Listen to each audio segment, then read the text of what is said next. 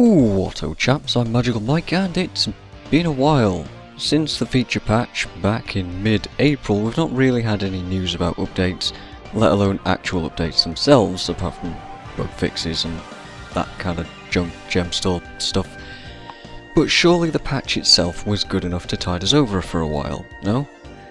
Well, yes and no. Yeah, the patch was good, however there wasn't really much added for people like me to do. Actually, the most extensive thing that I found was the PvP reward tracks, which incidentally is why there's PvP footage in the background. So for the most part, yeah, I'm happy with the patch overall, but as always, there's a few things that I'd like to highlight as odd decisions, strange occurrences, or just weird side effects. I like the whole wardrobe system and the sigil fixes. Having two sigils in two-handed weapons now is quite a novelty.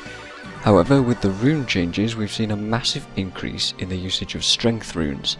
The price on these things is insane right now, but the main thing that bothers me is the excessive usefulness of them in most meta builds right now. I can't argue with how good they are, but in the interest of build diversity, it makes me sigh a little bit. I thought that it would be a problem in SPVP when I said last time, with the single rune slot system going in there, but it's interesting to me that it bled into other game types as well, like World v World and PvE and all that stuff. Speaking of builds, I was really disappointed with the division of traits in the patch. It's great to be able to swap builds so freely all the time, and I absolutely do that on my Guardian, Warrior and Necro, especially in fractals and things. When you get Dredge, it's really handy to be able to slot in a bunch of weakness and stuff, and boon removal and all that stuff. What I'm talking about though is how you earn traits.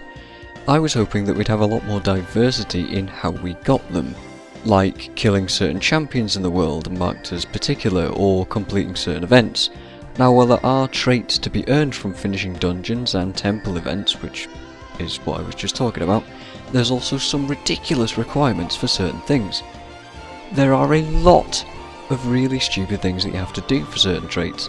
I believe that there are several almost essential adept traits that require clearing Frostgorge Sound, Fireheart Rise and several other high level areas to 100% map completion in those areas.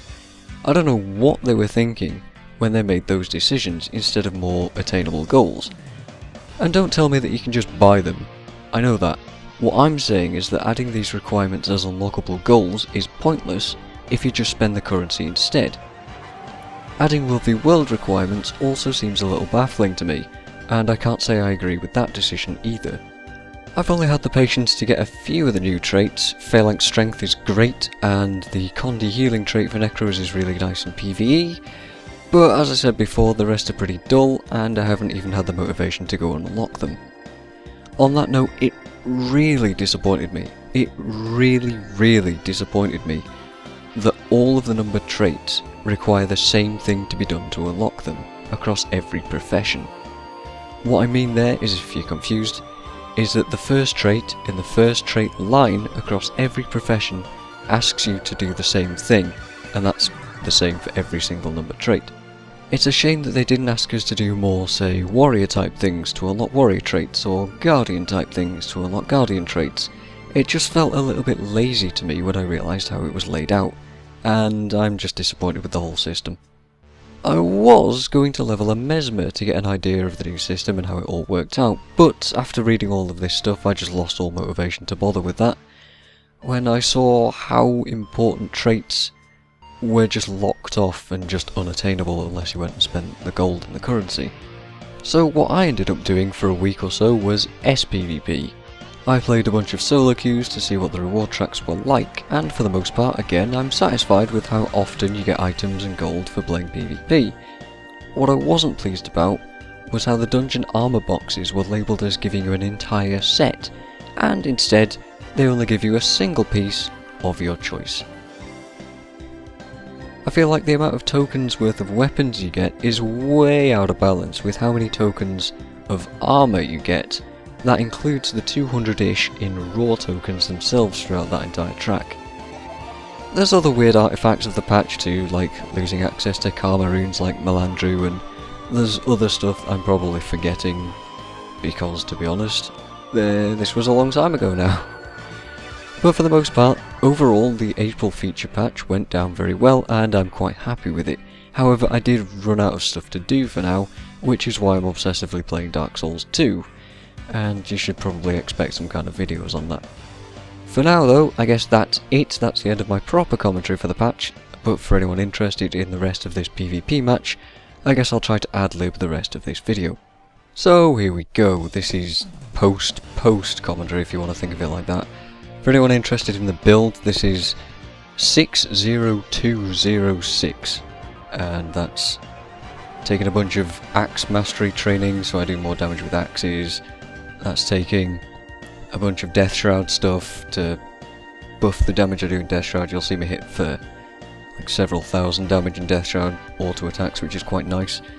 And I'm on a Berserker Amulet, I think, as far as I can tell.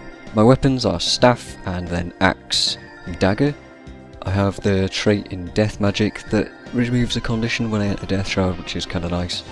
I have condition removal on the Staff with skill 4, which I may or may not use here. No, I think I'm just going to get downed by this ranger because I'm bad. Alright, that's, it probably would have been helpful to use skill 4, but there you go, I didn't.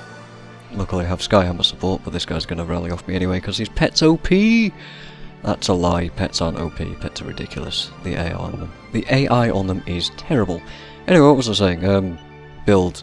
Condition removal, I've got Axe Dagger, which isn't necessarily a great combo, but it just so happens that Dagger has a lot of great CC, well not even CC, just debuffs really, and condition removal for you.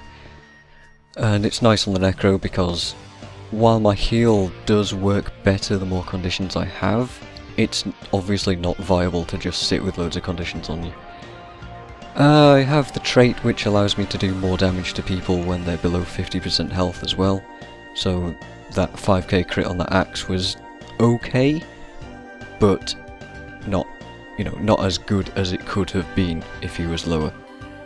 In fact, is that 50% health in down state as well? I don't know. I don't know how that works. I don't really care either, it doesn't matter. Once they're down and you're not, it's pretty much GG. So this build was kind of developed after me and Boots did that whole dueling thing and he told me about the Death Shroud system. You'll find that I rarely pop out of Death Shroud manually, I just let it run out. And I don't know how this battle's gonna go, but hopefully I'll pop into Death Shroud and be able to show you it.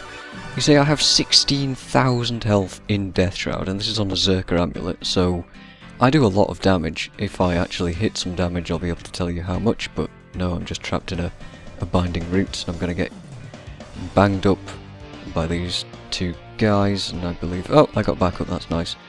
Yeah, I ran out of Death Shroud there, and you see that the cooldown on Death Shroud didn't actually come up, which is pretty damn handy to know, because you can just go in and out of Death Shroud a lot. And the whole idea of this build is that I can do that, and use the Death Shroud skills to my advantage. Speaking of advantages, let's just remember what time that Guardian just went down, and get an idea of when they go back up, because we're going to leave them down for a long time, and that'll really help us claw this game back. What was I saying about Death Shroud? I can't remember. But the whole build, the whole build is revolved around getting as much life force as possible, and just sitting in Death Shroud a lot. Which, with the Berserker Amulet, yeah, it does have a bit of health on it, but the main idea is that I do a lot of damage, and all my tankiness, if you can even call it that, comes from just having Death Shroud come off cooldown all the time. I do not have the lower cooldown on Death Shroud trait, as you can see is 5 seconds remaining there. I don't have that because you don't need it if you just let the life force run out. It would help as well if you're not an idiot and you don't stand in Skyhammer shots, because that's going to get you downed. Luckily, in a down fight against a Guardian, I could probably win because I can just suck life off them and, put the poison patch on them, and I think I'd win. I don't actually know, but it doesn't matter because my Guardian came and helped me out anyway, so I didn't need to deal with all that crap, which is nice. That Guardian's still down, by the way. I'm actually using that Guardian as a Death Shroud gainer, whatever. I'm using Axe 2, which gets you, I think it's either 8% or 13% Death Shroud, which is really powerful. And the fact that it comes off cooldown so quickly means that I can just suck tons and tons of life force off this guy. There's another 2, 3, 4k Death Shroud off him. Finally got him down because that Necro was going to engage, and I just wanted the Guardian out of the way, but you see we've clawed a lot of points back because of just keeping them down there like that. And yeah, that's it. The whole build is just get tons of Death Shroud, sit in Death Shroud, and just pew pew life blasts for 3 to 4k damage every hit, and more when they get below 50%, which is pretty good.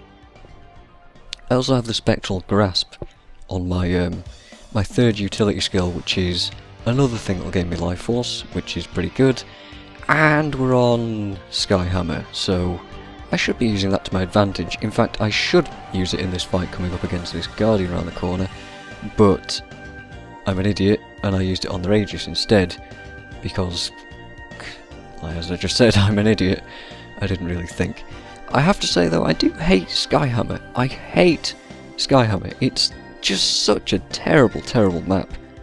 And it doesn't even promote that good play. It promotes awareness, sure, because you got to be very aware of the Skyhammer itself, breaking the floor, and who's got control of it, and how they can control the areas that they're at, and you know, points and stuff like that. But also it promotes awareness of just where you're stood, because of all these stupid holes, and positioning, so you don't get banished off an edge, or feared off an edge, or pulled off an edge with an engineer or something like that. Utterly ridiculous. I hate this map, and out of all the SPVP that I did in this week, not this week, but the week after this patch went out, all the Skyhammer matches were just awful. Like, I'm not a good player, and maps to me are sort of, I can't really analyse them very well, but I can clearly see that Skyhammer's just a pain in the arse, and I don't like it. Which is why it's out of proper tournament rotation. Unfortunately though, I've got to deal with it in solo queue. But there you go. That was the match. I didn't do much analysis or commentary or anything like that, but there you go. I hit rank 26, which just goes to show how much PvP I actually play. And that's the end of the video, so I got my armor box, GG, and that's it. So thanks very much for watching, and I will see you guys in the next one. Cheers.